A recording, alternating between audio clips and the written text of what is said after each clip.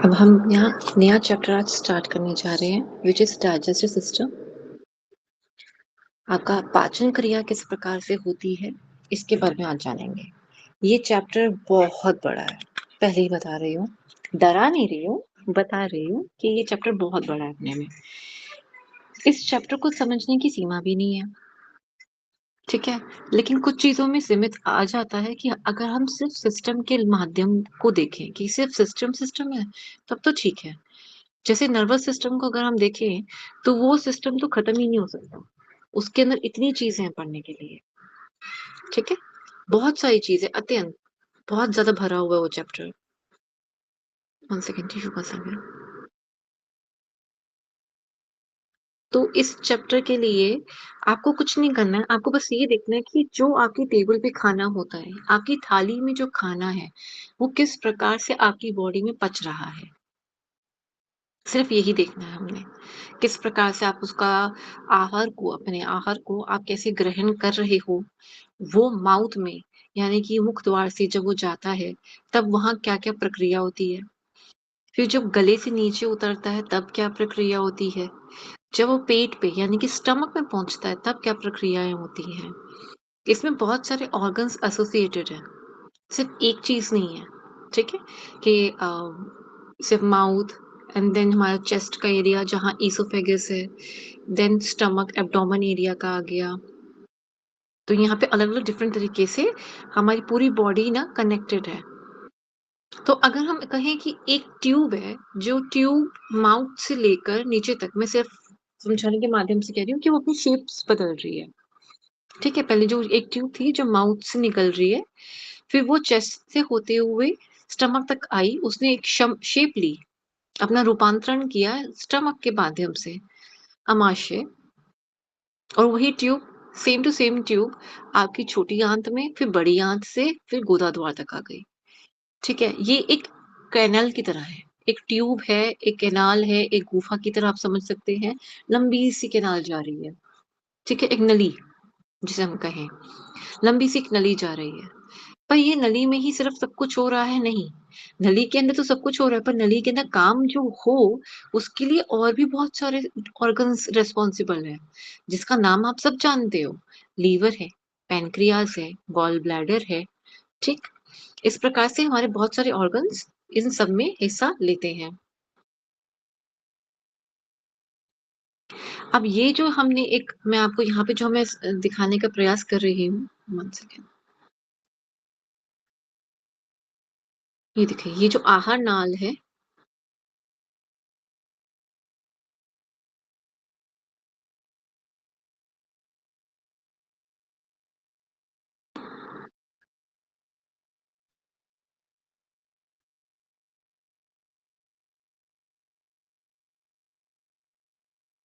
जी, तो ये जो एक पूरे एक सिंपल एक स्ट्रेट पाइप की तरह जो आपको दिखाई दे रही है ना, ये एक्चुअली में इतनी स्ट्रेट है नहीं, ठीक है।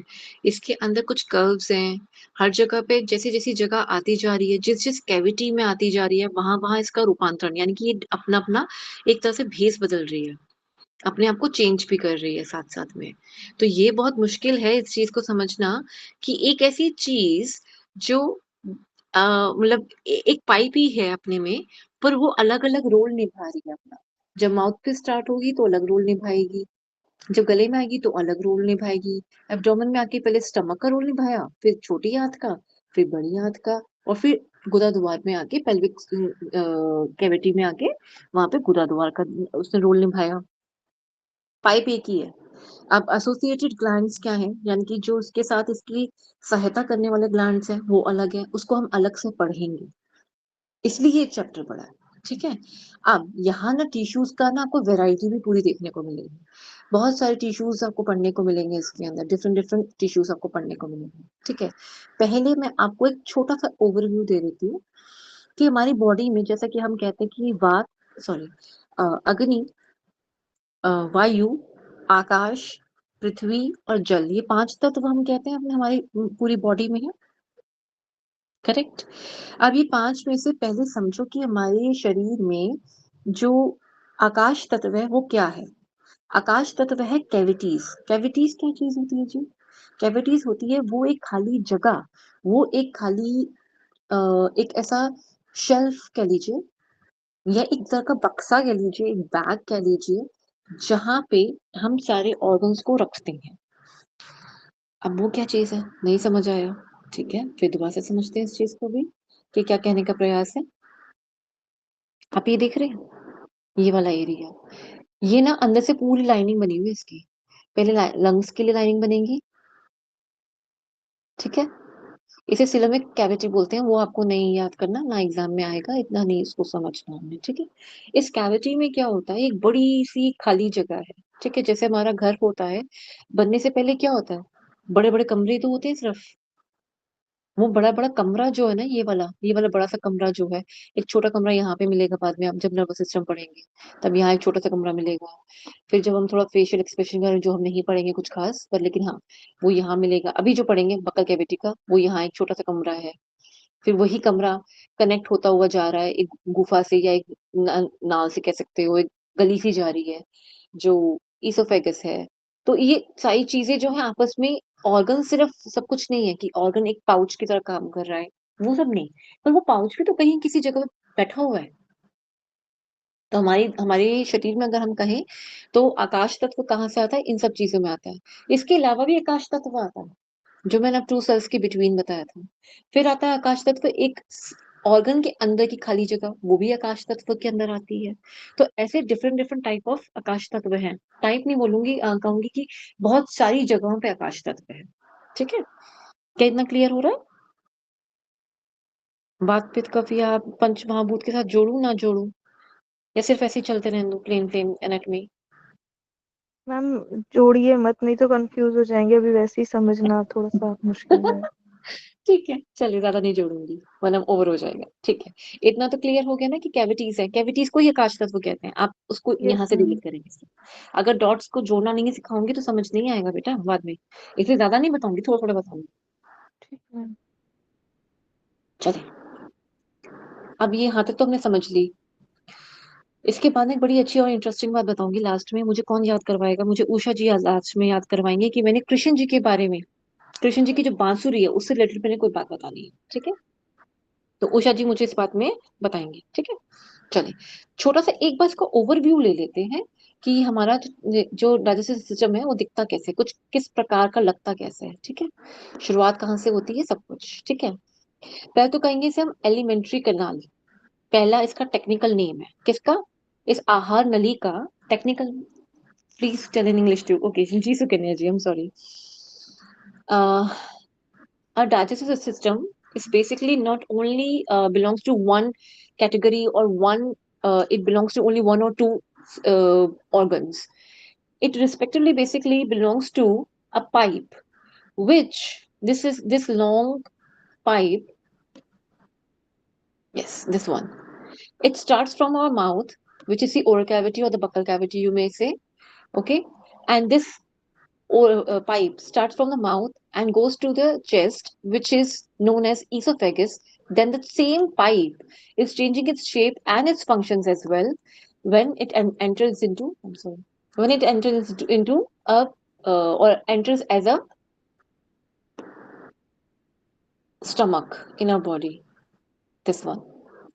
So it starts from here, then it goes down as a esophagus, then it connects again. The same pipe is just changing its role. The same pipe is going down. Okay, it's changing its role. Of course, the tissues are also quite different in on different levels. But trying to tell you that why it is called as a canal. This pipe starts from mouth, esophagus, chest area, abdomen, stomach. Then it goes to continues. It starts continuing from the small intestine, then large intestine, then the rectum area, which is in the pelvic cavity, where we excrete any unwanted or say undigested food. That is the more correct answer or a correct way of describing what is fecus or what is excreta, which is the undigested food in our body. Okay, so here you can see it is a pure canal or a pure pipe, you may say, this is like elongated pipe from here to here. This same pipe is supported by few glands. The major gland in our body, or the biggest or the largest gland in our body, is the liver, then gallbladder, and then pancreas. How these are connected in our body, in the alimentary canal, how it is supporting supporting us or our digestive system, with the help of, we digest our food with the help of these Ma'am, enzymes. ma'am, one second. Largest organ or largest gland, liver Gland, gland? gland. Okay, Organ is skin. thank you. Skin, okay. Largest organ is skin, and largest gland, if I say, especially inside the body, that is liver, and that to be, it is heavy, the most heaviest organ in our body, heavy by weight. Okay. Okay, ma'am. Fine. हाँ जी.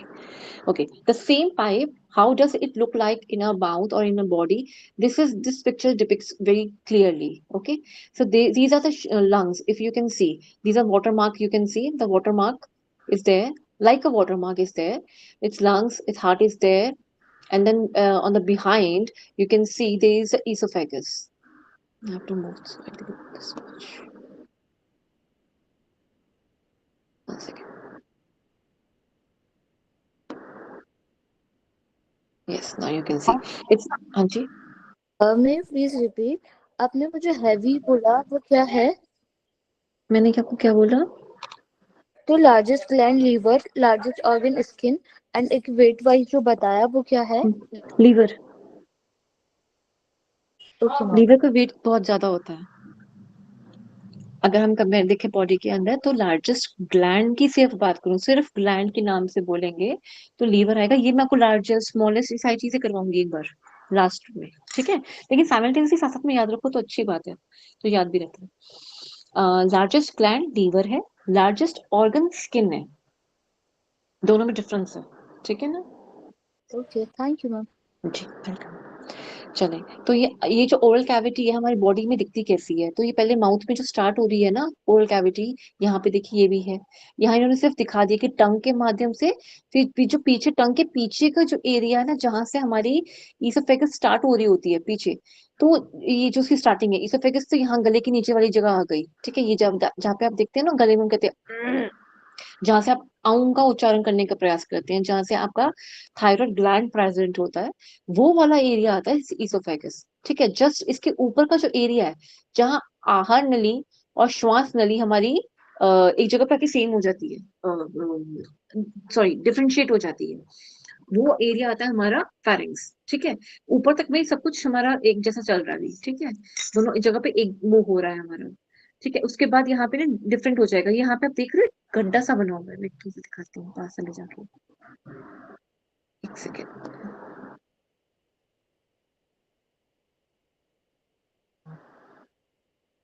यहाँ ना एक गड्ढा सा बना हुआ था, ये दिख रहे हैं आप? यहाँ पे ये दो पार्ट्स में डिवाइडेड है, ये फेरिंग्स वाला एरिया आता है. ठीक है, एक श्वास नली होती है जो इसकी, जो यहाँ पे ये अपनी रिंग्स दिख रहे हैं, ट्रैकिया. ट्रैकिया के से ऊपर से एक पाइप और जा रही थी जो विंड पाइप होती है. ठीक है,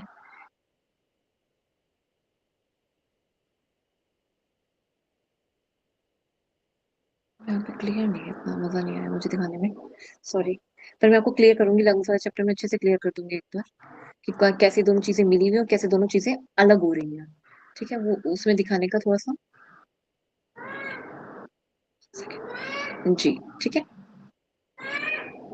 इसमें मे भी आगे और डायग्राम्स हमें मिल जाएंगे. ठीक है, तो what we have in our alimentary gland, we start with the oral cavity, which is also known as the buccal cavity. Then there is pharynx. Spelling must be remembered, because pharynx and larynx, two things are there. Pharynx is going to be used in digestive system, larynx is going to be used in respiratory system. Pharynx हमारा digestive system के अंदर use होगा और लैरिंग्स हमारा वहां use होगा respiratory system के अंदर. तो वो डायग्राम थोड़ा सा अच्छे वाला सुंदर सा दिखेगा ना, जिसमें डिफरेंशिएशन दिख रहा हो प्रॉपरली, वो अच्छा रहेगा. अभी आप ये देख रहे हैं कि छोटे छोटे व्हाइट व्हाइट येलो येलो से कलर के कुछ है यहाँ पर. ये ना ये ग्लैंड्स हैं. कौन से ग्लैंड है? हमारे सलाइवरी ग्लैंड्स हैं. कितने होते हैं? 3 पेयर में होते हैं. किसमें होते हैं? 3 पेयर में, लेफ्ट एंड राइट बोथ. तो 3 है, तो इन टोटल कितने हो गए? 6. ठीक है। फिर हमारे दांत होते हैं, इन दांत के बारे में हम पढ़ेंगे। कितने दांत होते हैं हमारे, जो हम 32 कहते हैं, जिसे छोटे बच्चों में भी कितने होते हैं, मिल्क टीथ, उसके बारे में पढ़ेंगे। उसका नंबर आता है, डेंटल फॉर्मूला कहते हैं उसको, वो हम पढ़ेंगे अभी। कैसे उसकी बनावट होती है दांतों की, कैसे उसकी ना एक शेप होती है कि रूट क्या होता है, क्राउन क्या होता है, नेक क्या होता है। तो ये पूरा ना इसका एक बार देखेंगे कैसे होता है ये। वो भी आपका एग्जाम के अंदर एक दो बार क्वेश्चंस आए हुए हैं। डेंटल फॉर्मूला के ऊपर तो क्वेश्चंस आए हुए हैं। ठीक है। देन आएगा tongue. Tongue is a, what is this, just हम अभी पीछे चैप्टर में पढ़कर आए थे कि एक मस्कुलर बॉडी है। tongue is what, tongue is a muscular body, okay, which is attached, a muscular body. Why, sorry, it is a skeletal muscle, I would say, not a muscular body, skeletal muscle. I have to be very specific about it because the question may arise, because nowadays the question, paper is going to be tough. So might be I'm not taking any chance, and I'm not giving you very in-depth knowledge. But yes, tongue is a skeletal muscle. Why skeletal muscle? Because it is attached to the skeleton. Skeleton का मतलब क्या होता है? Skeleton का मतलब कंकाल। हिंदी में अगर अनुवाद करें तो कंकाल। तो जो भी कंकाल से जुड़ी हुई मसल्स हैं, उसे हम कंकालीय मसल्स या त्वचा या मसल्स ही कहेंगे उसको, उसको यूज करते हैं। तो those muscles which are attached or associated or join, those muscles are known as skeletal muscles, okay, which help us to move those skeletal, यानी कि जो हड्डियों को मूव कराने में हमारा काम करती हैं। हड्डियां अपने आप से नहीं मूव करती, हम हड्डियों पे लगी हुई उस मसल को मूव करते हैं, जिसकी वजह से वो हड्डी हमारी तरफ या दूर जैसी भी है, वो हम एक मूवमेंट उसके साथ हम, या वो लोकोमोशन हम कर पाते हैं। ठीक है। वो हड्डी की वजह से होता है। तो यहाँ ये स्केलेटल, टंग को स्केलेटल क्यों वर्ड यूज करा? टंग को स्केलेटल मसल कैसे हो सकती है, जब यहाँ पे कोई हड्डी भी तो होनी चाहिए ना। क्योंकि जैसे मैंने अभी कहा कि एक टंग एक स्केलेटल मसल है, तो ये टंग क्या है, स्केलेटल मसल। लेकिन ये किससे जुड़ी हुई है, एक हायोइड बोन होती है, आएगा डायग्राम में आगे, डोंट वरी, अभी यहीं पे थोड़ा सा बता रही हूँ ओवरव्यू में कि टंग जो है हमारी एक बोन होती है, हायोइड बोन। हवा में लटकी हुई सिर्फ एक लौती एकमात्र ऐसी बोन जिसके साथ दूसरी कोई बोन नहीं जुड़ी हुई। ठीक है। उसके साथ ये जुड़ी हुई जाती है टंग। कौन? Skeletal muscle. ठीक है। देन टीथ, सबसे हार्डेस्ट पार्ट में से एक में आता है हमारा सलाइवरी ग्लैंड्स। ये 3 होते हैं, ये मैंने आपको बताया 3 पेयर में होते हैं। इसके नाम भी आ सकते हैं, और इसका इस आई थिंक 2024 में इसका आया था क्वेश्चन कि कौन कौन सी 3 ग्लैंड्स, सलाइवरी ग्लैंड्स होती हैं, उनमें से किसी नाम आया था कि ये वाली ग्लैंड होती है या नहीं होती है, उसका नाम है या नहीं है। 3 सलाइवरी ग्लैंड्स जो है, उन तीनों का अपना अपना एक नाम है। जैसे इसी जिस जिस जगह पे है ना, बस सिचुएशन, सॉरी, उसकी लोकेशन के हिसाब से उसका नाम है। So you have to remember the salivary glands names, because this question was also in UGC in previous year's questions. If I'm not wrong, it's in 2023 or in 2024. Okay. Then tongue. Tongue is a skeletal muscle which attached to a bone. With the bone is known as or called as hyoid bone. Don't worry, I'm going to show you with the different diagrams and how it look like. I'm not going to leave here, because tongue, we will going to learn about the tongue structure as well. How does tongue look like? What are the papillae and everything. टंग के ऊपर जो taste buds होते हैं ना, जिसकी वजह से हमें स्वाद आता है, वो भी हम इसके ऊपर, हमें थोड़ा सा इसके ऊपर पढ़ना, बहुत ज्यादा नहीं, बस थोड़ा सा पढ़ना कि कितने टाइप, मतलब टेस्ट बर्ड्स होते हैं उसके ऊपर। तो कहाँ कहाँ कौन से होते हैं, बस थोड़ा सा पढ़ना, ज्यादा नहीं, डोंट वरी, इन डेप्थ नहीं है। ठीक है। फिर आते हैं ईसोफेगस पे। ठीक है। ईसोफेगस हमारा यहाँ से स्टार्ट हो रहा है, ये आप देख रहे हो, जो नीचे आहार नली हमारी जा रही है, और ये सीधा हमारे पेट से कनेक्ट होगी, यानी कि स्टमक से कनेक्ट होगी। ये रहा, यहाँ से ये ऐसे कनेक्शन दिखा रहे हैं। ये इन्होंने यहाँ पे इस डायग्राम में ऐसे दिखाया कि लीवर इसको ओवरलैप कर लेता है, इसको थोड़ा सा छुपा देता है लीवर। ठीक है। यहाँ इसने लीवर को यहाँ इस तरह से छुपा दिया है। ठीक है। ये थोड़ा थोड़ा सा लग रहा है कि जैसे कि इसने इसको ये बता रखा है, पर स्प्लीन यहाँ होता है स्टमक के नीचे लेफ्ट साइड पे, थोड़ा सा पीछे की तरफ, नीचे की तरफ होता है यहाँ पे ऐसे। ठीक है। ज्यादा ऊपर करा हुआ है, यहाँ थोड़ा सा नीचे की तरफ होता है। ठीक है। तो ये लीवर यहाँ पे इन्होंने अलग करके दिखाया है, पर आएगा इसके ऊपर ओवरलैप करता हुआ। इसके बीच में आता है यहाँ पे हमारा गॉल ब्लैडर। ठीक है। देन पेनक्रियास इसके पीछे छुपा हुआ है, ये रहा, ये छुपा हुआ बैठा हुआ है पेनक्रियास। ये रहा स्टमक। स्टमक को हम जे शेप बैग बोलते हैं, और उसी से कनेक्ट होती हुई, सॉरी, उसी से कंटिन्यू होती हुई एक हमारी एक और नली जा रही है। ये इन्होंने एक ही दिखाई है। क्यों एक ही दिखाई है? क्योंकि एक्चुअल में होती एक ही है। ठीक है, अभी भी एक्चुअल में एक कैसे होती है ये भी मैं आपको समझा रही हूँ। देखिए, जो छोटी आहार नली है ना, ये ऐसे गुलगुल होके ना इकट्ठी होके रैप अप करके उसको रख दिया है। यहीं से ये कनेक्ट होते लार्ज इंटेस्टाइन में जाएगी, इधर से इधर, और फिर लास्ट में इधर। जैसे मेरा एरो जा रहा है ना, इसके अंदर कर्सर घूम रहा है ना, ऐसे ही जाती है। यहाँ पे कनेक्ट होते हैं, यहाँ आपस में सिक्कम वाले एरिया पे, यहाँ से कनेक्ट हुए। देन लार्ज इंटेस्टाइन के भी 3 पार्ट्स होते हैं, फिर लास्ट में आके वो रेक्टम पे आके खत्म हो जाती है। तो इन्होंने उसी को ही पूरा खोल कर बताया कि small intestine then large intestine. तो ये वाला जो ऊपर वाला एरिया आप देखेंगे, थोड़ा ध्यान से देखने की कोशिश करेंगे तो ये थोड़ी मोटी दिखाने की कोशिश करी है कि स्मॉल इंटेस्टाइन का डायामीटर बड़ा होता है। ठीक है, उल्टा बोल दिया, sorry sorry sorry. Large intestine का डायमीटर बड़ा होता है, इसलिए उसको लार्ज इंटेस्टाइन कहा जाता है। और जो स्मॉल इंटेस्टाइन है उसका डायमीटर छोटा होता है, इसलिए उसको छोटी आंत कहा जाता है। लेंथ की वजह से नहीं।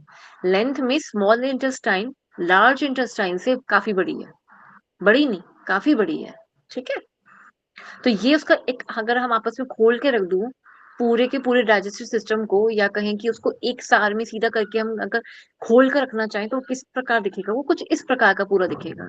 ये बहुत ही सुंदर डायग्राम का रिप्रेजेंटेशन है, बहुत ही अच्छा है। ये पहले के टाइम पे इतनी अच्छी रिप्रेजेंटेशन नहीं मिलती थी। ये बहुत ही सुंदर, बहुत ही क्लियर आपको यहाँ से समझ आएगा इसके अंदर। ठीक है, so what is the from esophagus, then esophagus continues to stomach, stomach to small intestine and large intestine. The only difference between the large and the small intestine is its diameter. But by length, if I make any difference, then small intestine is way larger than the uh, large intestine. The only difference, the point of difference, why the large intestine called as a large intestine is because of its diameter. Okay, that's clear. इतना सबको यहाँ तक समझ आ गया? अब छोटी सी बात को यहाँ पे आप पूरा पढ़ लिया ना। जो नेक वाला एरिया आएगा उसे कहेंगे बकल कैविटी। चेस्ट वाला एरिया आएगा, इसे कहेंगे, क्या कहेंगे? Thoracic cavity. जहां पे स्टमक स्टार्ट हो गया इसे कहेंगे एब्डोमिनल कैविटी। जहां पे रेक्टम स्टार्ट हुआ इसे कहेंगे पेल्विक कैविटी। कैविटीज याद हो गई? Buccal, abdomen, sorry, thoracic, thoracic, abdomen, abdomen, then pelvic. pelvic. जी, ठीक है। Is there any problem, any confusion please? No, ma'am. It's clear. ये तो आपका पूरा ओवरव्यू हो गया डाइजेस्टिव सिस्टम का। अब इन डेप्थ स्टार्ट करते हैं यहाँ से। ठीक है,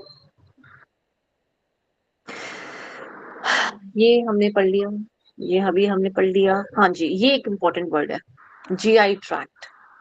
ठीक है, गैस्ट्रो इंटरस्टिशियल ट्रैक्ट, मैं लिख नहीं सकती, यही मेरी प्रॉब्लम है। जीआई ट्रैक्ट ये एक कॉमन टर्म यूज करा जाता है। जैसे हम पेट बोलते हैं, मेरे पेट में दर्द हो रहा है। अब वो पेट क्या है, हम तो पूरे एब्डोमेन पे हाथ लगा देते हैं, जबकि पेट तो छोटा सा पाउच था ऊपर, जे शेप बैग देखा था ना हमने। व्हाट वी से, माई स्टमक एक, आई हैव अ स्टमक एक। तो वो तो जो इंग्लिश में बोलेंगे वो तो करेक्ट है, वो एब्डोमेन पे हाथ नहीं लगाते। पर जब हम हिंदी में बोलते मेरे पेट में दर्द हो रहा है, वो अमाशय नहीं बोल रहे होते, वो पूरे पेट को रेफर कर रहे होते हैं। पूरे ऐसे एब्डोमेन पे हाथ लगाएंगे और कहेंगे मेरे पेट में दर्द हो रहा है। ऐसे ही होता है? तो ऐसा नहीं है। और इस पूरी कैनाल को, ये जो हमने एलिमेंट्री कैनाल पढ़ी है ना, इसको हम एक ट्रैक्ट के नाम पे बोलते हैं। ट्रैक्ट का मतलब क्या हो गया? एक ऐसी कंटिन्यूएशन कह सकते हो, या एक ऐसी नली को ही सेम बोलते हैं कि एक ऐसी चीज जो हमारी गैस्ट्रो इंटरस्टिशियल, ये थोड़ा टेक्निकल वर्ड ज्यादा है। प्लस ये टर्म आपको बार बार देखने को और पढ़ने को मिलता है जब हम किसी हॉस्पिटल में जाते हैं। ठीक है, गैस्ट्रो इंटरोलॉजिस्ट बोलते हैं जो इस डाइजेस्टिव सिस्टम को चेक करते हैं, जो इन सब चीजों से बड़े ही प्रखर होते हैं जो इनमें उन्हें। ठीक है, कई डॉक्टर्स के आगे आप लिखा हुआ देखोगे गैस्ट्रो, या हाँ जी, गैस्ट्रो इंटरस्टिशियल वो लिखा होगा। ऐसे एक स्पेशलिस्ट जो लिखा होता है वो इसलिए लिखा जाता है। तो इसलिए it's also known as GI tract.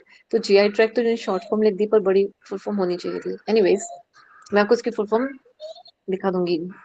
आप लिख सकते हैं gastro inter interstitial tract, alimentary canal, AKA, also known as, ये AKA क्या हो गया, AKA, यानी कि also known as, ठीक है. Long tube through which food passes, length 30 feet or 9 meters. पूरा अगर हम पूरा ऊपर से लेकर नीचे तक का अच्छे से देखेंगे ना तो nearly 9 meters है. Start at mouth, ends at anus. ठीक है, माउथ से जो हम एनस तक एंड करती है, जो हम अभी ऊपर पूरी कहानी पढ़कर आ रहे हैं, समझ के आ रहे हैं, वही चीज इन्होंने टेक्निकल वर्ड्स के साथ यूज करके उसे यहाँ लिखा है. एसेसरी ऑर्गन्स मीन्स जो सपोर्टिव ऑर्गन्स हैं. सहभागी कौन कौन से और हैं? The accessory organs are your liver, pancreas, and the gallbladder. Okay, these are the accessory organs. Organs attached to the alimentary canal pour their secretion to the tract. ये खुद तो वैसे आते नहीं है, ये अपना जो इनका हार्मोन है या कोई भी सिक्रीशन जो एंजाइम्स की है वो कैनाल के अंदर पहुंचाई जाती है. ठीक है. 3 पेयर्स ऑफ सलाइवरी ग्लैंड्स, ये भी आएगा हमारा एक्सेसरी के अंदर. पैंक्रियाज आ गया, लीवर और गॉल ब्लैडर आ गया. लीवर और गॉल ब्लैडर को इकट्ठे क्यों लिखा? क्योंकि लीवर अपना काम जो करता है ना वो सारा कुछ गॉल ब्लैडर को दे देता है. उसकी एक छोटी सी पाउच होता है उसके पास, वो अपने पास संभाल के रखता है. फिर जैसे जैसे समय पड़ता है, ये खाना खाते हैं, जरूरत पड़ती है, वो अपनी वो उस पाउच में जो भी उसने सामान लीवर ने उसको दिया था वो हम डायरेक्टली अपने डाइजेस्टिव ट्रैक्ट के अंदर रिलीज करते रहते हैं. कहाँ कहाँ रिलीज होता है, क्या क्या होता है, धीरे धीरे पढ़ेंगे. ठीक है. Then come to this. Same thing is repeated again. Yes. Now we have to start with the mouth. Mouth is a very important part because यहाँ हमें कुछ चीजें ऐसी पढ़नी है इसके अंदर जो आपको एग्जाम में आ सकती हैं. This is a quite important slide where you will going to learn, or the question may arise from this slide. Okay. The one is mouth. So it is divided into different type of or different parts. तो कैसे हम इस mouth को या इस oral cavity को कैसे पढ़ेंगे या बकल कैविटी को कैसे पढ़ेंगे? ठीक है.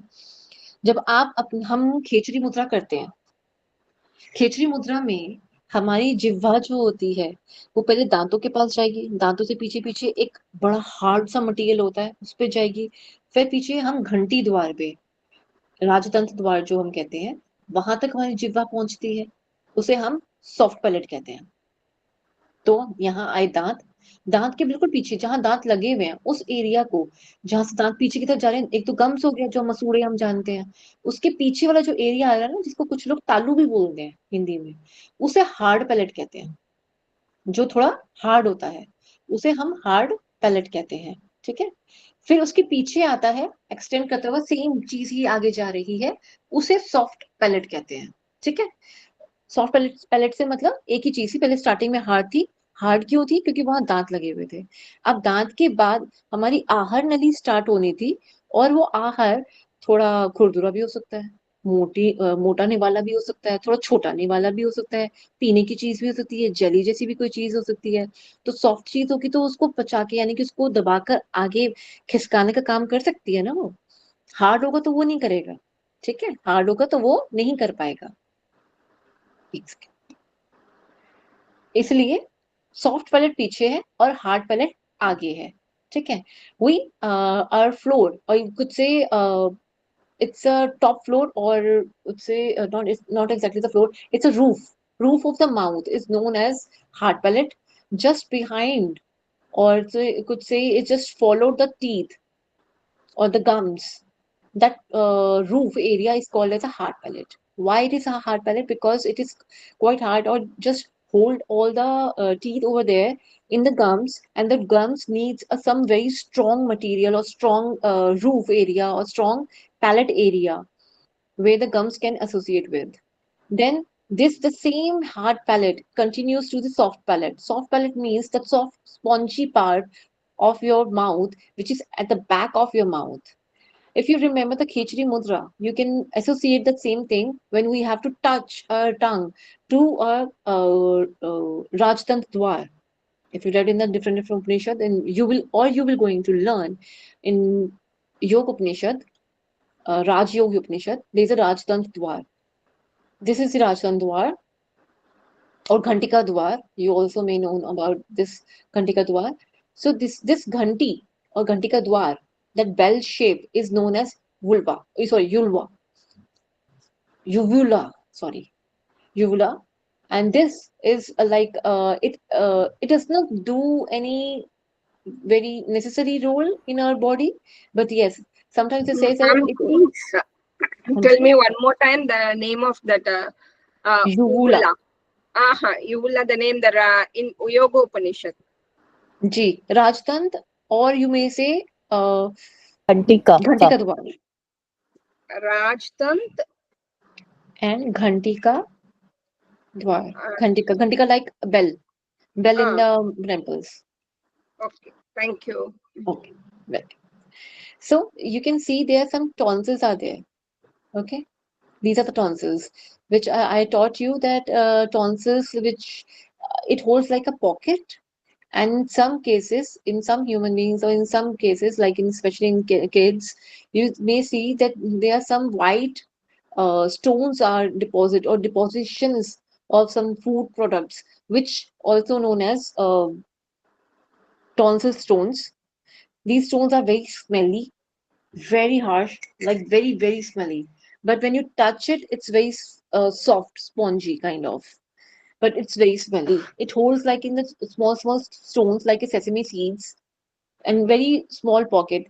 Just after a one gargle or something, or with a betadine gargle, it just come out of your mouth. If you throw that, of course, you when you just give a gargle at one time, two times, these depositions or the tonsil stones comes out. So it should be you should have a very good oral cavity or oral care. हम जब oral care की बात करते हैं ना, तो इसमें ना यहाँ छोटे छोटे टॉन्सिल्स नाम की ना दो यहाँ पे, एक यहाँ होता है एक यहाँ होता है. तो एक छोटा सा पाउच होता है, जैसे कंगारू का पाउच होता है ना कि बेबी को रखने का, ऐसे यहाँ छोटा सा पाउच होता है. तो होता क्या, कुछ बच्चों में या कुछ लोगों में देखा गया, बड़ों में भी देखा गया, ये मैंने आपको पहले भी बताया था, थोड़ा सा रिपीट करिए क्योंकि अब हम डाइजेस्टिव सिस्टम के अंदर आ चुके हुए हैं. तो इन्होंने यहाँ पे ये क्या होता है, यहाँ पे वो डिपोजिशन होनी शुरू हो जाती है. तो वो स्टोन्स बन जाते हैं, छोटे छोटे स्टोन्स बन जाते हैं, जिसको किसी चीज से या तो एलर्जी होगी. जनरली एलर्जी के केस में देखा जाता है कि वो पर्टिकुलर फूड प्रोडक्ट सूट नहीं करता उनको. सेकेंड रीजन क्या देखा जाता है कि ओरल की जो एक अच्छी हाइजीन होनी चाहिए, कि रात को ब्रश करके सो, दिन में ब्रश करो. तो जब ओरल हाइजीन कहते हैं ना कि क्लीन होना चाहिए आपका माउथ, गार्गल कीजिए, कुल्ला जिसे कहते हैं, तो वो करना जरूरी है. दातून यूज कीजिए, वो बहुत अच्छा होता है. तो ये सब चीजें क्यों कहते हैं, क्योंकि टॉन्सिल्स के अंदर भी ना वो फिर जो पदार्थ है वो आगे रुकता नहीं है. रुकने के बाद क्या करेगा, छोटे छोटे तिल होते हैं ना, कुछ उस प्रकार का ना वहां पे स्टोन्स, यानी कि उस प्रकार के छोटे छोटे ना वहां पे व्हाइट कलर के स्टोन्स बनने शुरू हो जाएंगे. तो उसकी वजह से बहुत स्मेल आती है. स्मेल नहीं आती, बहुत स्मेल आती है, कि सामने वाला या तो बात नहीं करना चाहेगा या तो दूर चला जाएगा. फिर इसका इलाज स्टार्ट हो जाता है. लेकिन अगर कोई इनिशियल स्टेज पे है तो वो गार्गलिंग भी करेगा ना, तो उसके निकल जाएंगे. लेकिन ओरल हाइजीन मेंटेन करनी पड़ेगी तब निकलते हैं, ऐसे नहीं निकलते. ठीक है. देन आता tongue. Tongue is a part of your tongue is a skeletal muscle which I have taught you. And on the tongue there are some white patches are there. I'm not talking about the those tongues which don't use or they don't use any tongue cleaners. I'm not talking about that case. In general, the plain which is in normal case, the tongue do have some white patches. Those patches are basically known as a uh, taste buds. We're going to learn where the taste buds, how its shapes changes. It varies from here to the middle one, and then at the edge. There are the four types of taste buds are there on the tongue. हमारी टंग के ऊपर ना, हमारी जिह्वा के ऊपर कुछ white colour के पैचेस से होते हैं, dot dot dot dot dot से होते हैं. मैं उनकी बात नहीं कर रही जो बच्चे साफ नहीं करते हैं, मैं उनकी बात नहीं कर रही हूँ. इन जनरल आप देखेंगे जो लोग साफ करते हैं, हल्का सा white as compare to the pinkness और द अदर स्किन एरियाज, आपको पता चल जाएगा कि थोड़ा पिंक डॉट डॉट में व्हाइट व्हाइट क्या है. वो टेस्ट बड्स है, जिसकी वजह से हमें टेस्ट हमें समझ आ पाता है कि हम क्या खा रहे हैं. ठीक है, वो समझ पाते हैं. देन वेस्टिब्यूल ऑफ माउथ, ये वो एरिया है जहाँ पे मंकी ना अपने केले काट के रख लेता है. मंकी क्या करता है, ओरंगुटन बेसिकली, वो केले लेता है और बहुत सारे मुंह में भर लेता है, बहुत सारे भर लेता है. तो क्या करता है, दांत पे और आपके लिप के बीच में जो एरिया होता है ना, वो इन ओरंगुटन्स के ना काफी बड़ा एरिया होता है. बंदर समझिए आप, चिंपैंजी जो होता है वैसे समझिए, चिंपैंजी जो होता है, तो उसको रखेगा, उसमें बहुत सारे केले भर लेगा. फिर उसको आराम से बैठ के धीरे धीरे खाता रहेगा, ठीक है। और अगर हम ह्यूमंस में आ जाए तो वो क्या करते हैं, वो तंबाकू यहाँ रखते हैं। बताओ, केले से आगे सीधा तंबाकू पे, उसे कहते हैं वेस्टिब्यूल ऑफ माउथ। और इसको फिर वो खराबी कर देते हैं बाद में धीरे धीरे। फिर इसे जिंजीवा, इसको वैसे नहीं जाना चाहिए, लेकिन हाँ ये थोड़ा सा वो एरिया जहाँ पे गम्स का जो नीचे वाला हिस्सा होता है ना, हमारे जो नीचे वाला जबड़ा जो है, उसमें जहाँ दांत लगे हुए हैं, वो वाला जो एरिया, उसे जिंजीवा कहते हैं, ठीक है। So vestibule of mouth, what exactly it is? In if I see, if you have seen in chimpanzee or in the orangutans, that what they do, they eat lots of bananas, but not in a one go. What they do, they store the bananas. Just feel like they peel out the banana, okay, and they put or they store the banana between the teeth and the lip. There is some pocket kind of area where they store. Exactly in humans, what they some humans do, not everyone. Some humans do. They do some like tobacco. They store tobacco there. That area is known as a vestibule of mouth. Okay. One second.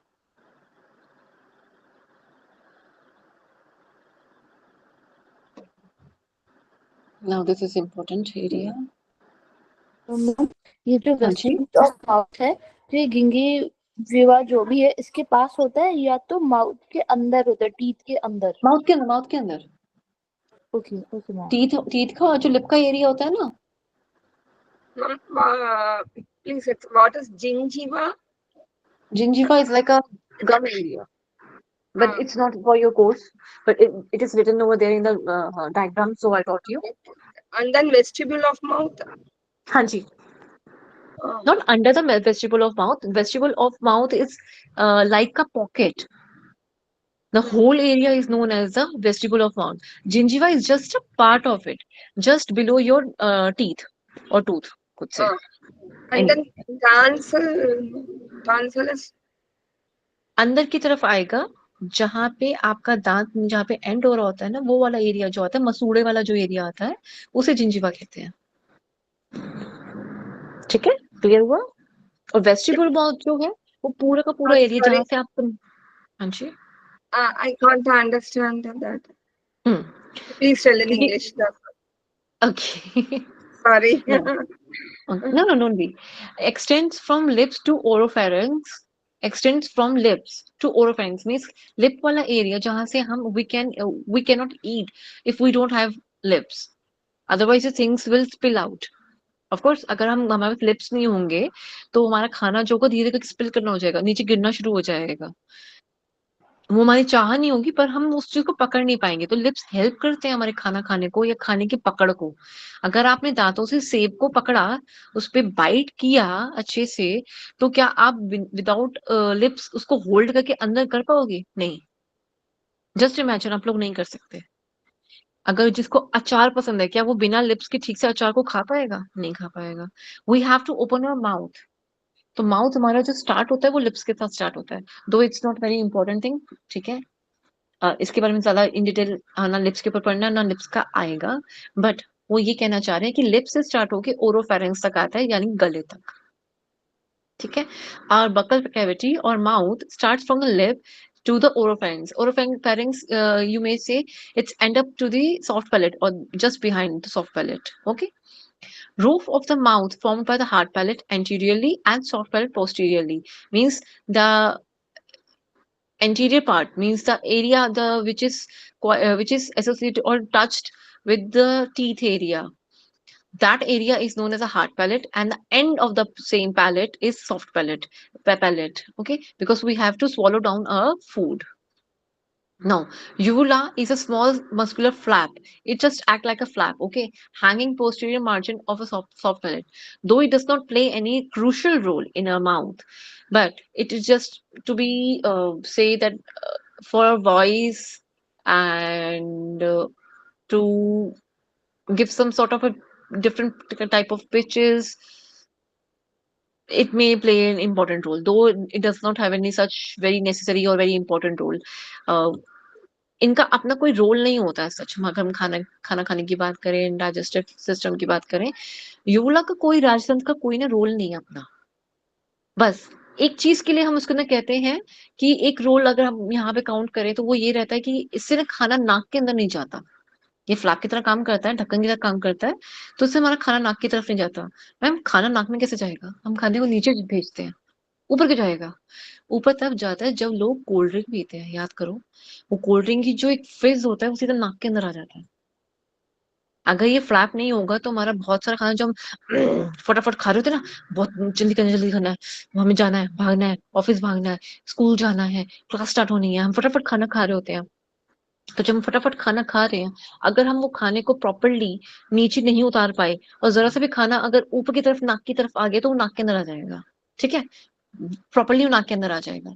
What happens? The uvula does not play, as I say, it's not a crucial role though, but yes, it acts as a cap or a flap to protect our nose, that our food, any of the food particle or any of the food product, it should not enter into our nose while engulfing or while digesting our food or passing through the soft palate to the oropharynx, in the down to the pharynx area basically. Okay, now the part of the, we have time, yes, the teeth.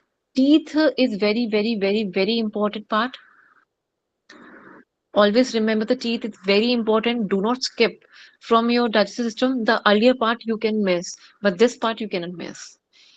इसका ना ये question जरूर आता है exam में, generally एक दो तीन अटेम्प्ट में, किसी न किसी अटेम्प्ट में पूछ लिया जाता है। क्या होता है? वो डेंटल फॉर्मूला होता है। कैसे होता है, किस तरह से होता है, वो हम समझेंगे अभी। ठीक है, तो हमारे पास 4 तरीके के टीथ हैं। कितने प्रकार के? 4 प्रकार के हैं मैम। 32 होते हैं, मैंने प्रकार बोला है। ठीक है, कितने टाइप के हैं? ठीक है, जैसे कि आप समझे कि आपकी क्लास में 4 स्टेट से लोग बच्चे आए हुए हैं, तो जो बच्चे तो सारे ही हैं, और 24 है, 15 है, 32 है बच्चे, मान लीजिए 32 बच्चे हैं, पर हमने कहा 4 स्टेट से आए हुए हैं। तो जो 4 स्टेट से आए हुए हैं ना, तो वो डिफरेंट स्टेट से आए हुए हैं। आप काउंट जो है 32 है, उन सबका मिला के 32 काउंट बनता है। ओके, ये चीज, ये डिफरेंस है। तो मैम इससे क्या होगा, हमें क्यों लर्न करना है ये? क्योंकि इसकी इंपॉर्टेंस है। जब डेंटल फॉर्मूला की हम बात करते हैं ना, तो कौन सा दांत आया, कौन सा दांत टूट गया, किसको हम अक्कल दाढ़ कहते हैं, वो सारा नाम जो होते हैं ना, वो इन चारों के अंदर आता है। ये हम जब बड़े हो जाते हैं तो 32 होते हैं। छोटे छोटे बच्चे होते हैं, जब नन्हे मुन्ने बच्चे होते हैं, अंगूठा चूस रहे होते हैं, या हर चीज के लिए रो रहे होते हैं, ये कैंडी चाहिए, वो कैंडी चाहिए, तो हमारे तब हमारे दांत 20 होते हैं। ठीक है, लेकिन जब हम एक टोटल एटीट्यूड में आ जाते हैं, नहीं, हम खुद अपना खर्चा खुद उठाएंगे, हम अपने सारे काम खुद करेंगे, और जब हॉर्मोन्स बड़े पीक पे जा रहे होते हैं, तब हमारे दांत 32 हो जाते हैं, which is nearly in 18 something age. ठीक है, तो ये जो प्राइमरी टीथ होते हैं, जो 20 होते हैं, और जो सेकेंडरी टीथ होते हैं वो 32 होते हैं इन एडल्ट्स। ठीक है, अपर एंड लोअर जॉ, ऊपर वाला जो हिस्सा है, okay, Austrian English. There are 4 types of teeth in a mouth that in total in adults we have 32 teeth. But if I divide the same 32 teeth, it has 4 types or 4 categories are there. Okay, the 4 different categories are there, which in calculation or in total the number is 32. Okay, whereas in kids there are 20 in number, but the types is 3, though it is not written there, the type is 3. Okay, now we're going to learn what exactly and how does our mouth or our teeth are divided, how we have to learn what are the different types of our teeth. First, we divide our mouth into upper jaw and the lower jaw. Upper jaw and the lower jaw. Okay, this is a baby's mouth and this is an adult mouth. So they have colored. Let's see in the different teeth. They have color it. Okay, these are different type of colors. तो हो क्या रहा है, इन्होंने जो different type के colours में दिया है ना, जो ये 3 है, यही 3 सेम इसके नीचे आएंगे। जो हमारा दांतों का जो आपने स्ट्रक्चर कभी कभी नोटिस करा, कभी किसी ने किया है तो आप देखेंगे ऊपर के दांत और नीचे के दांत सेम सेम होते हैं, देन पीछे के भी, देन उससे पीछे के भी सेम सेम क्यों होते हैं मैम? रूट्स में वैसे डिफरेंस आता है, मैं रूट्स के भी बाद में करेंगे, रूट्स में डिफरेंस आता है, पर उनकी शेप ऑलमोस्ट सेम होती है, पर वो सेम ऐसी होती है कि आपस में एक दूसरे से ओवरलैप कर सके और वो खाने को प्रॉपरली पचा सके।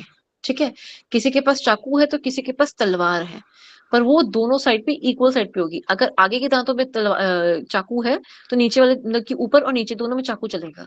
अगर ऊपर पीछे की तरफ जाएंगे तो वहां तलवार है तो नीचे वाले के पास भी तलवार होगी, सेम होगी। ठीक है, दोनों का फंक्शन सेम होगा। क्यों? क्योंकि हमें फूड को काटना है, तोड़ना है अच्छे से। ठीक है, इसे कहते हैं मैस्टिकेशन। ठीक है, तोड़ना, सॉरी स्लाइड चेंज नहीं करनी थी। Yep.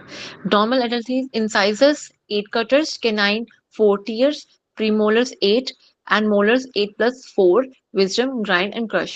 ये तो बहुत जल्दी खत्म कर दिया मैंने। ठीक है, इतनी जल्दी नहीं खत्म करना इसको। लास्ट नेक्स्ट स्लाइड में क्या दिया ना, ये तो काफी बड़ा है टॉपिक, सॉरी काफी बड़ा नहीं मतलब हाँ बड़ा है। अब जो आप ये देख रहे हैं 8 हमारे इंसाइजर्स होते हैं। ठीक है, अब फॉर्मूला में कैसे करेंगे, मेरा स्लाइड शेयर नहीं हुआ इसमें। I'll try, huh? One second.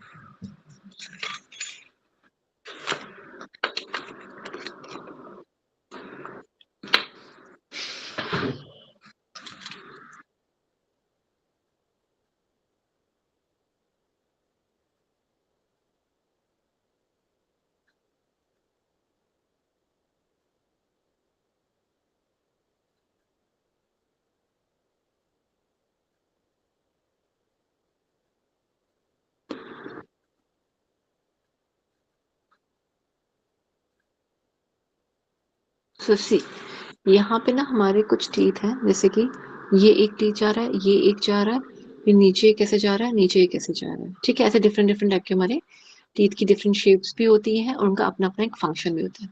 We have different type of teeth and according to their shape because it has different roles as well. Okay, अब यहाँ पे एक बार चीज को देखते हैं, ये क्या कहना चाह रहे थे। यहाँ पर ये रहा इंसाइजर्स, ये होते टोटल में कितने हैं, 4 ऊपर 4 नीचे। अभी हम बेबीज को ना देखें तो ज्यादा बेहतर रहेगा, बड़ों को देखेंगे अभी। ठीक है, क्योंकि बेबीज बड़ों से समझाऊंगी तो बेबीज का बाद में अपना याद हो जाएगा। Now first we are learning और studying about the adult teeth. This is a formula, very important formula. Okay, one second.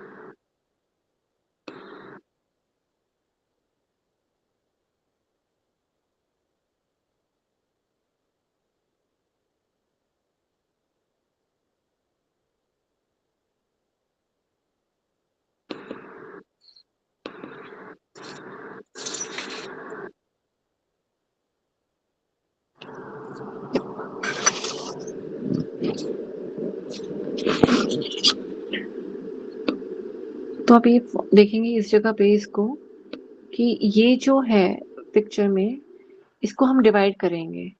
कैसे? 4 भागों में डिवाइड करना है। कितने भाग में? 4 भाग में डिवाइड करना है इसको।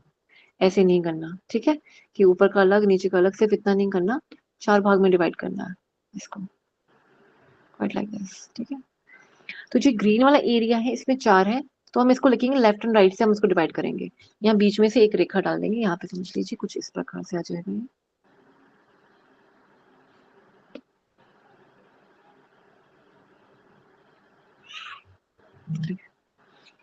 ये कुछ यहाँ से हमारा कैंसलेशन लगेगी, इसकी कैंसलेशन से मीन्स इसका डिवीजन कुछ यहाँ से, ऐसे नहीं, इसे करते हैं। ये पूरा डिवाइड कर दिया हमने। ठीक है, ये इतना एरिया हम डेंटल फॉर्मूला में आता है। ठीक है, तो यहाँ हमारे हो गए 2 इंसाइजर्स, 1 कैनाइन, 2 प्रीमोलर्स, पेन नहीं चलेगा यहाँ पर, 2 premolars and there are 3 molars.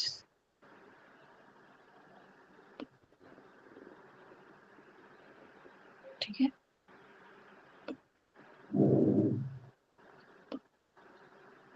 Okay, तो ये बात हो रही है सिर्फ एक जॉ की, दोनों जॉ की बात नहीं हो रही अभी दोनों जॉज की बात नहीं हो रही है। अभी मैंने सिर्फ सिंगल जॉ की बात करी है, उसमें से भी मैंने आधी की बात करी है। ठीक है, तो अगर हम यहाँ काउंट करें 2 + 1 + 2 + 3, ठीक है, तो ये कितना हो गया हमारा 3 + 2 5, 5 + 3 8। ठीक है, तो यानी कि 8 दांत इन काउंट में, यहाँ 8 दांत हैं तो यहाँ भी 8 हुए। ठीक है, सेम एज इन यहाँ पे भी। तो टोटल में कितना हो गया 16 ऊपर 16 नीचे, ऐसे होता है। ठीक है, तो आपसे डेंटल फॉर्मूला में क्या पूछा जाएगा, आपसे डेंटल फॉर्मूला में ये पूछा जाएगा कि यहाँ कितने हमारे इसमें कितने वो है, कितने दांत हैं, या उसका फॉर्मूला आपसे पूछा जाएगा। ठीक है, तो उसका फॉर्मूला क्या आएगा हमारा 2 1 2 3 डिवाइडेड बाय 2 1 2 3। ठीक है, क्या यहाँ तक किसी को समझ आया? एक बार डायग्राम में देख लेते हैं, वहां से तभी क्लियर रहेगा, हमें मजा आ जाएगा फिर देखकर एक बार कि हाँ क्या कह रहे हैं हम। ठीक है, ये देख लिया एक सेकेंड जी। अब आप देखिए कि इंसाइजेस, हाँ जी 4 है। अगर इसको हम डिवाइड कर देते आधे में यहाँ से, यानी कि ये वाला एरिया मैंने इतना डिवाइड कर दिया, जो कि हमने अभी पीछे डिवाइड किया हमने, तो 2 incisors, 1 canine, 2 premolars and 3 molars. अब ये 3 मोलर्स जो होते हैं ना, ये धीरे धीरे आ रहे होते हैं। कुछ के तो बहुत जल्दी आ जाते हैं और कुछ की अक्ल बहुत देर से आती है। इसी को हम विजडम टूथ और अक्लदार भी बोलते हैं। ठीक है, अब बच्चों में यहाँ एक देखिए पॉइंट ऑफ डिफरेंस क्या है। यहाँ पॉइंट ऑफ डिफरेंस ये है कि 4 तो देखिए इनके पास भी इंसाइजर्स है, काटने का हथियार तो इनके पास भी है, इसलिए बच्चे चक बहुत मारते हैं, दांत बहुत मारते हैं। ठीक है, बट ऑरेंज वाला यानी कि हमारा कैनाइन जो है 1 1 वो भी है, इनके पास ना प्रीमोलर नहीं होते। और इस पे क्वेश्चन कई बार बनता है कि छोटे बच्चों के पास कौन से वाला नहीं होता, तो ये वाला नहीं होता, प्रीमोलर इनके पास नहीं होता। तो क्या हो जाएगा इनका, इनका इनका डायग्राम अगर इनका आप देखेंगे, ये देखो 20 टीथ होते हैं, 20 में से ऊपर आगे 10 नीचे आगे 10, करेक्ट। अब 5 की आपको डिफ्रेंसिएशन, 5 का आपको डिफरेंस याद करना है कैसे होता है। तो 2 आई 1 1 2 canine. No, 2 sorry. Canine, First, two. Sorry First 2 green incisors दिया, incisors. Sorry, 2 2 incisor, incisors, 1 canine, 2 molars. correct. So three types of, sorry, or would say three teeth are there are missing. 0 premolars and Yeah. 1 molar is absent. Okay, तभी आप देखेंगे इनके ना premolars नहीं होते तो इन गड्ढे दिखते हैं, खिड़की दिखती है साइड में, क्या दिखती है, छोटी सी खिड़की दिखती है छोटे बच्चों की। तो पहले ना उनके क्या आते हैं, छोटे छोटे दांत आते हैं, ये वाले इंसाइजर वाले जो बच्चों के आते हैं ना, और हमें उनके दांत आते हुए बड़े अच्छे लगते हैं, फिर हम उनकी फोटोग्राफ लेते हैं, हम कहते हैं ओ इनके दांत निकल के आ रहे हैं, देखो देखो देखो। फिर पहले नीचे के निकालेंगे, ऊपर के निकालेंगे, फिर अजीब सी प्रथा स्टार्ट हो जाएगी कि पहले दांत ऊपर के निकलने चाहिए, नीचे के निकलने चाहिए। तो वो एक अजीब सा उनके अंदर एक आता है, अजीब सा नहीं है, but they are some scientific rules as well. Scientific means इसके पीछे भी एक क्या नाम है, रीजन है कि पहले के दांत जो है ऊपर के आए या नीचे के आए, कौन से ज्यादा अच्छे होते हैं। अच्छा, और वैसा शुभ अशुभ नहीं कह रही हूँ मैं, इंसेंस की जब ऊपर के दांत आते हैं ना, तो नीचे के दांत जब बाद में आता है ना, तो उसकी शेप को थोड़ा खराब कर देता है। जब नीचे का दांत आता है ना, तो ऊपर की दांत की शेप को खराब नहीं करता। ठीक है, तो ये जनरल रहता है, इसलिए कहते हैं कि पहले नीचे के दांत निकले ना तो अच्छा होता है। वैसे कोई शुभ अशुभ वाला कुछ नहीं होता, ऐसा कुछ नहीं है। ठीक है, तो जो इंसाइजर्स है वो क्या काम करते हैं, कटर्स का काम करते हैं। जो केनाइन क्या करते हैं, वो टीयरिंग का काम करते हैं। एक तो मैंने काट दिया, अब उसको थोड़ा सा ना साइड से छीलने टाइप का काम जो करते हैं, थोड़ा सा और बारीक तरीके से काटना उसको। आपने कभी नोटिस करोगे sometimes we are not able to take a bite from the initial teeth, और कुछ से the teeth which are in the front, तो हम साइड से खाने की कोशिश करते हैं। कुछ ऐसे फूड प्रोडक्ट्स होते हैं, एक हो जाती है टीयरिंग का। अखरोट जो होता है, अगर आपने कभी वॉलनट ट्राई करा है, तो walnut you won't be able to cut the walnut from the your front teeth. You might be, or you would be able to cut your walnuts only from the sideways. Why the sideways? Because of the canines. Yeah. Because of the canines. Okay, because it has a tearing part like a dagger, like a dagger.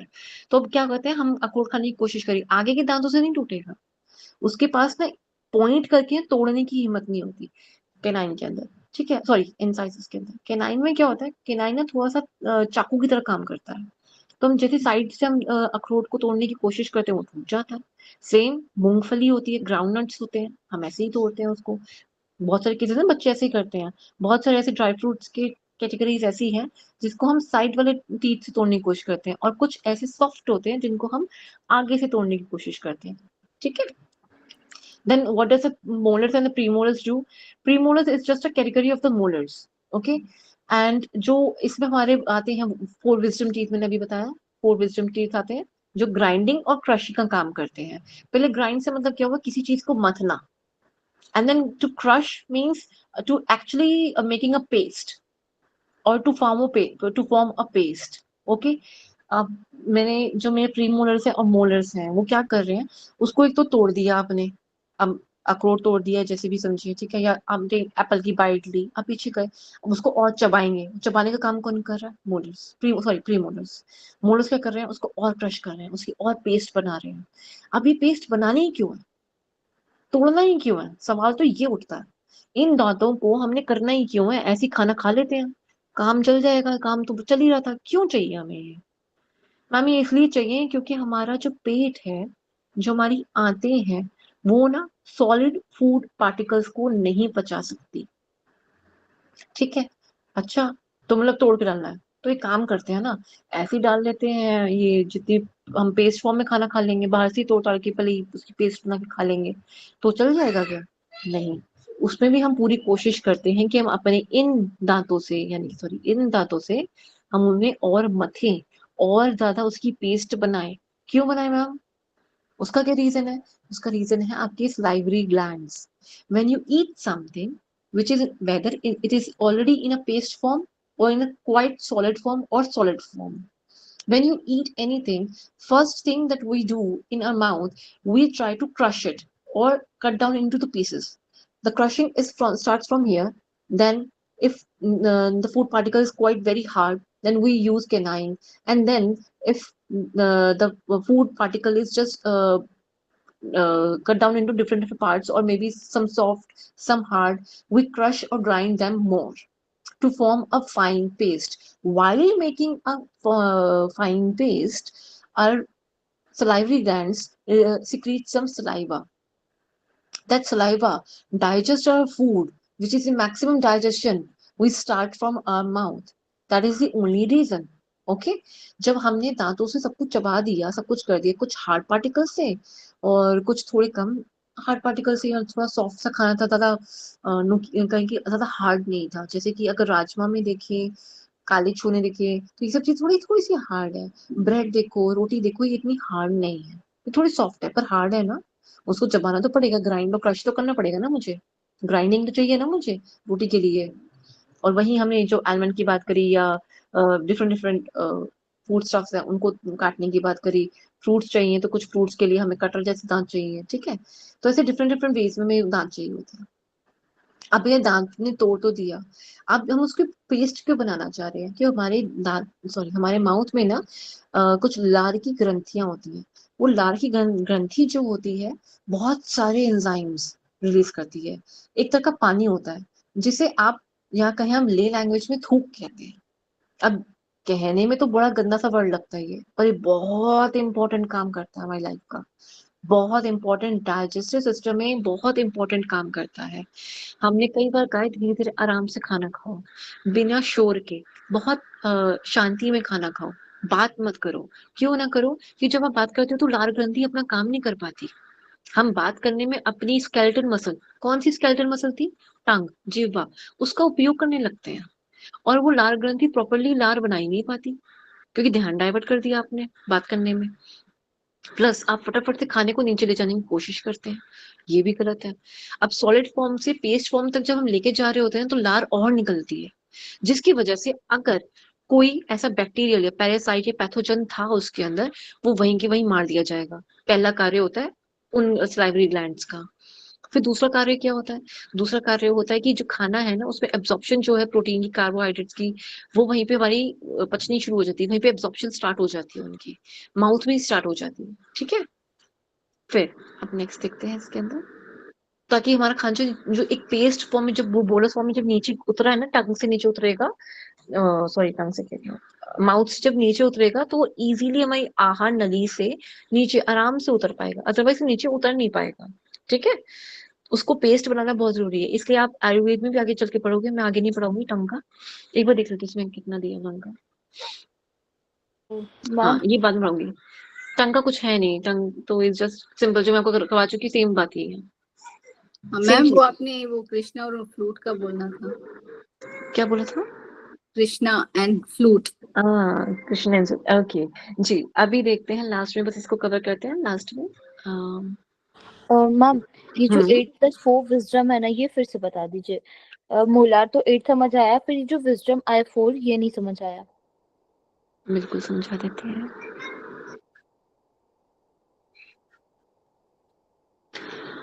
देखिए यहाँ है blue वाला, देख पा रहे हो आप? एक सेकेंड, ये रहा। ये कितने? 3 3 6, देन 6 6 12, करेक्ट। ये ना इसमें से ना ये वाला जो स्टार्टिंग के दो दांत है ना, ये वाले, 1 सेकेंड सॉरी, ये जो दो दांत है स्टार्टिंग वाले, ये वाले, ठीक है, ये विजडम टीथ में नहीं आते। तो एक यहाँ का, एक यहाँ का, 2 हो गए। फिर अपर जॉ का एक यहाँ का, एक यहाँ का, लास्ट वाला दांत, ठीक है, इसे कहते हैं अक्कलदाढ़। विजडम टूथ इसे कहा जाता है, ठीक है, इसलिए 8+4 का नाम दिया। क्या भी क्लियर है? दूसरा एक और चीज, क्यों इसको विजडम का नाम क्यों दिया, इस अकेले को ही क्यों नाम दिया? क्योंकि जब छोटा बच्चा होता है ना, उसके पास इसी की तो एक कमी होती है, इस एक वाले की तो कमी होती है। दो तो इसके पास भी थे, दो इसके पास भी थे, रिपीट हुए, रिपीट हो गए ना, ये वाले यहाँ से यहाँ तक, ये दो रिपीट हो गए। यस मैम, अभी क्लियर है? Yes ma'am, thank you. Okay, welcome. ठीक है, अब फ्लूट वाली बात कही है, मैं इसको एक बार प्लीज कवर कर दूं फटाफट से, won't it would take too much of time. आप सबने देखा कृष्णा जी फ्लूट बजाते हैं, उनको एसोसिएट करा जाता है कि बांसुरी कृष्णा जी से हम एसोसिएट करते हैं, हमें कुछ और याद ही नहीं आएगा, हम सिर्फ कृष्णा जी को ही उनसे एसोसिएट करते हैं। क्या ये बात सही है? कितने जानते हैं इस बात को? क्यों कहा उन्होंने बांसुरी को इतना एम्फसाइज क्यों किया? For what she told Krishna and the flute, ma'am, I can't understand it. Please tell it in English, that concept, that Krishna and flute. Yes, I'm explaining. Don't worry, I'll will definitely going to explain in English as well. Okay, the flute Okay. represents a elementary canal. Why? Because when you say ah, it comes from your belly. How you pronounce, how you chant aum, it's a u ma. It starts from your from here, from belly then it goes to thoracic Chest. u, Thoracic. and then it's ma from the mouth. Mouth. So the whole om ucharan, or the whole om chanting, that is going to, or gives a vibration to each cavity, okay, this cavity, from this cavity to this cavity. One thing that I want to tell you here, it's not only about the buccal cavity, it's not about the only the thoracic cavity or the abdomen area, no no no no, it also covers the pelvic area. इसलिए कहा जाता है in some areas, if you've seen that sometimes and especially it is very important when you chant aum, you should make a मूलाधार lock or मूला बंध. When you lock it, then your whole energy will definitely going to transform from one to another, and you can actually experience a real aum. अभी होता क्या है, देखो aum तो हमारे नीचे से मूलाधार चक्र को मैंने लॉक करा, ठीक है, तो आ का जो उच्चारण है वो हमारी बेली से, यानी कि हमारी जो नाभि है वहां से होना चाहिए। आ का उच्चारण करा हमने, ठीक है, तो हम श्वास भरने के बाद करते हैं, we inhale first and then we start exhaling slowly. Why we inhale first? Because we need oxygen. Okay, उससे क्या होगा? We're going to learn. Okay, what will happen? We're going to learn in depth. Because we get the oxygen, and oxygen helps us to get the energy and to enhance or fast all the metabolic, catabolic and metabolic, both the activities in our body. Which is the real or the crucial cause of oxygen in our body, actual cause, where why we want oxygen in our body. That's why we inhale first, and then slowly in the exhalation time We are not only exhaling, we are pronouncing as well. We are chanting Om while exhaling. क्या कोई inhale करके Om बोलता है क्या? नहीं ना, हम exhalation में ही बोलते हैं ना. ओके, तो मैंने मूलबंध लगाया. फर्स्ट वी लॉक आवर मूलाधार चक्र और से Mulabandha. We first lock and then we start pronouncing a from the belly area. It covers a whole abdomen. If you ever noticed, if you never noticed, now you have to notice that your whole abdomen is plays a crucial role. It's, or would say, the whole abdomen is involved while chanting a. Then when we move upwards in the thoracic cavity, we do oo chanting. That oo chanting gives a great vibration to our lungs, to thymus gland, to heart, those organs which are vital organs and stored in a cavity, in a because these are very vital, crucial organs of our body, where our role, our any sort of a like our wellness is not there. Okay, and then at the end we do ma. The ma will cover the whole skull area, not only the mouth, not only the ears, not only the eyes, not only the nose, not only the mouth, your head area as well, your brain. It covers everything, especially and moreover your neck area, cervical area as well. So the whole body is involved in Om chanting. That is why Om chanting is the prime most important thing in every mantra and in the yoga as well. क्या आप समझ आया? हिंदी में उच्चारण कर देते हैं भाई इन सब सारी बातों का.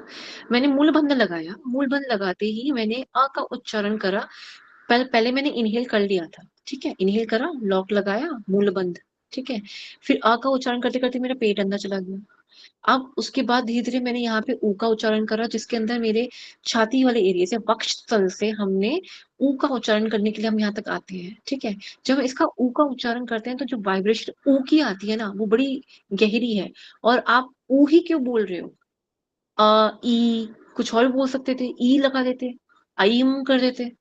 क्यों ऊ ही क्यों चूज करा? क्योंकि ऊ की जो वाइब्रेशन है ना, वो इस सर्कुलर एरिया में, सर्कुलर एरिया से ज्यादा उसमें नहीं करेंगे. आप समझिए कि 3D स्ट्रक्चर है ना हार्ट हमारा, प्लस खाली एरिया कौन सा है? वैक्यूम वाला टाइप का एरिया है जो हमारा thoracic. लंग्स जो है, उसके पास कोई पानी नहीं है. आसपास का जो लेयर है उसको छोड़ दो, लंग्स के अंदर कोई पानी नहीं होता. पानी का एक ड्रॉप गया, लंग्स खराब हो जाएंगी.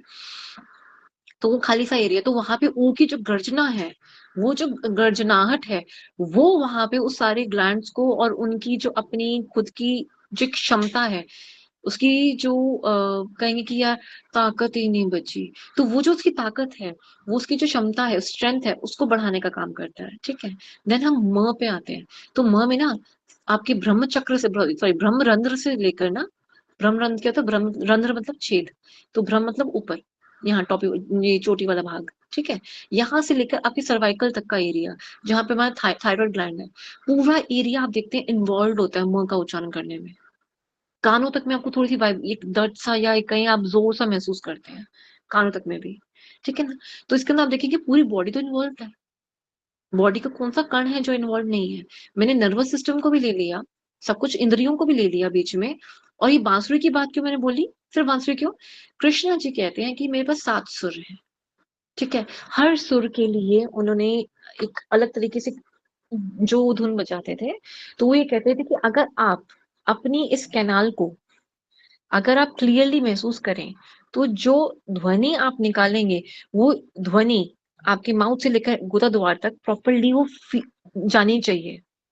क्लियरली वो ध्वनि जो है वो जाती है, वो इन 7 सुरों का काम करती है. जो सुर आप बाहर सुनते हो, वो आपके अंदर मौजूद है.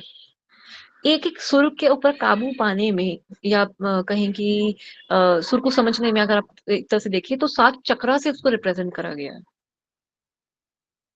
क्या आप रिलेट कर पाए 7 सुर और 7 चक्रा को? इसलिए हर चक्र की अपनी एक धुन है, बीज मंत्र कहते हैं उसको हम. हर एक चक्र का अपना एक बीज मंत्र है. ठीक, Ma'am, दूसरी that चीज, beach mantra is similar to what is played in the flute. Yes, Yeah, that's so okay. Yeah, fine. Mooladhar to till end, whatever is from lower to above part of the flute is played. The same thing is correlated with the chakras in your body.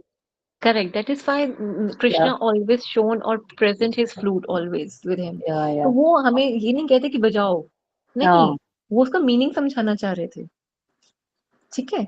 दूसरी चीज को इसको last यहाँ पे and करेंगे, एक छोटी सी चीज से इसके साथ एंड करेंगे कि यहाँ पे ये है, आपने शंख प्रक्षालन घिरन संहिता में पढ़ा होगा, तो उसमें भी कहते हैं शंख प्रक्षालन. प्रक्षालन मतलब होता है धोना.